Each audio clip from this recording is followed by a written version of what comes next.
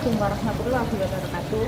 Perkenalkan, nama saya Aditya Rini Kusmanipuri. Saya guru di SDIT MTA Mapese, Kabupaten Karanganyar, Provinsi Jawa Tengah. Saat ini saya dipercaya menjadi wali kelas 4 yang menerapkan implementasi kurikulum Merdeka. Saya akan berbagi praktik baik proyek penguatan profil belajar Pancasila, Rumahku, Warisan Budayaku. Seperti yang kita ketahui bersama, bahwa Indonesia merupakan negara yang kaya akan budaya. Salah satu keanekaragaman budaya itu adalah rumah adat yang digunakan untuk tempat hunian oleh suatu suku bangsa tertentu. Keberadaan rumah adat di Indonesia sangat beragam dan mempunyai arti yang penting dalam perspektif sejarah, warisan, dan kemajuan masyarakat dalam sebuah peradaban. Meskipun Indonesia telah dikenal akan kebudayaan yang beragam oleh dunia, namun ternyata masyarakat Indonesia masih banyak yang kurang paham dan mengenal ragam kebudayaan yang ada di Indonesia. Salah satunya yaitu rumah adat. Hal ini menyebabkan kurangnya rasa peduli masyarakat, terutama generasi muda, dalam melestarikan kebudayaannya. Generasi muda malah tertarik untuk mempelajari kebudayaan yang berasal dari luar. Hal ini dikhawatirkan selain terancam punahnya kebudayaan sendiri, juga akan hilangnya identitas sebuah bangsa. Fenomena yang sedang dihadapi masyarakat, khususnya generasi muda saat ini, adalah mulai pudarnya budaya ketimuran yang sangat menjunjung tinggi nilai agama dan Pancasila. Bahkan mirisnya, pengetahuan anak tentang etnis atau identitasnya sendiri pun sudah mulai pudar, seiring dengan berjalannya zaman yang semakin maju. Lembaga pendidikan harus berusaha keras untuk membentuk karakter siswa yang berkepribadian agamis dan berlandaskan pada nilai-nilai Pancasila, serta nilai budaya bangsa yang sudah diwariskan oleh nenek moyang yang kita kenal dengan sebutan budaya adiluhung. Budaya ini syarat akan nilai-nilai religius dan sangat diharapkan dapat menjadi senjata untuk menolak nilai-nilai dari luar yang dapat menghilangkan jati diri kita sebagai bangsa yang beradab dan beragama. Selain itu, sebagian besar peserta didik belum memahami keanekaragaman rumah adat di Indonesia. Untuk itu perlu kerjasama antara sekolah dan orang tua peserta didik untuk kesiapan pendampingan proyek. Kemarin aku jalan-jalan ke Lombok sama orang tua aku, rumahnya beda loh, tidak seperti yang di sini. Apa iya sih? Padahal rumahku bentuknya segitiga tapi nggak kayak segitiga. Tapi beda yang di sini sama yang di Lombok. Jadi kita harus belajar lagi rumah adat di Indonesia. Oke. Nanti kalau belum masuk segera segera belajar. Ya. Berdasarkan pada fenomena di atas, saya sebagai pendidik tertarik untuk melakukan praktik baik proyek penguatan profil belajar Pancasila, Rumahku, Warisan Budayaku.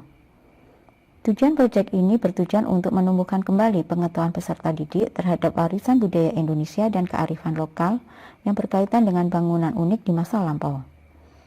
Dalam hal ini meliputi gaya rumah adat, bahan bangunan rumah adat, fungsi rumah adat, dan filosofi dari rumah adat.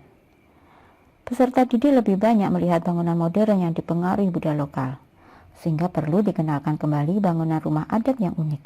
Dimensi pada proyek penguatan profil belajar Pancasila adalah dimensi berkebinekaan global dan bernalar kritis. Materi pembelajaran ini saya rangkum dalam Google Sheet yang di-share ke grup wali murid. Harapannya agar peserta didik bisa literasi terlebih dahulu. Sedangkan alur kegiatan proyek ini terdiri dari beberapa tahap. Yang pertama, tahap pengenalan.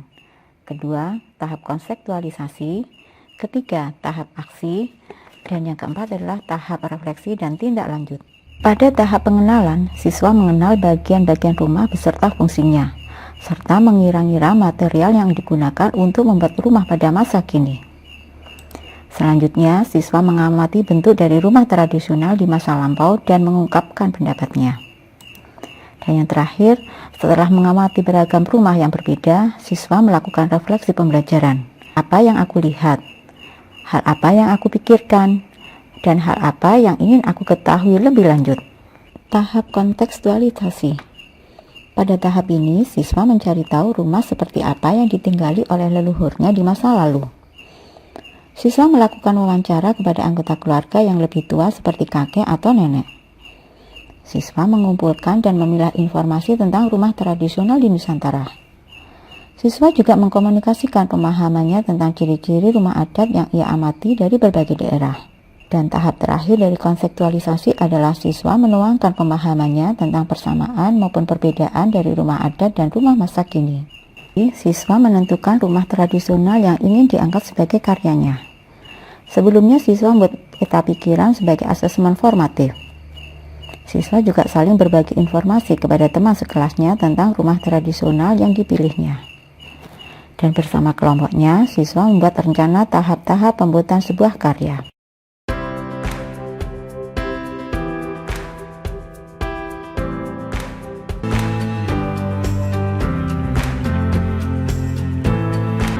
Kegiatan aksi proyek adalah tahap refleksi dan tindak lanjut. Pada tahap ini, siswa melakukan refleksi terhadap dirinya sendiri selama bekerja dalam kelompok. Misalnya, hal yang paling aku sukai saat bekerja dalam kelompok, tantanganku saat bekerja dalam kelompok, dan hal yang ingin aku tingkatkan saat bekerja dalam kelompok. Dari hasil refleksi kegiatan, siswa merinci kembali hal apa yang mungkin dapat dilakukan untuk meningkatkan kualitas hasil karyanya. Walaupun tadinya saya bingung, akhirnya saya bisa menyelesaikan tugas ini. Saya semakin mengerti rumah adat di Indonesia. Karena saya semakin tahu rumah adat di Indonesia. Demikian praktik baik yang telah saya lakukan. Semoga bermanfaat dan jayalah pendidikan Indonesia. Assalamualaikum warahmatullahi wabarakatuh.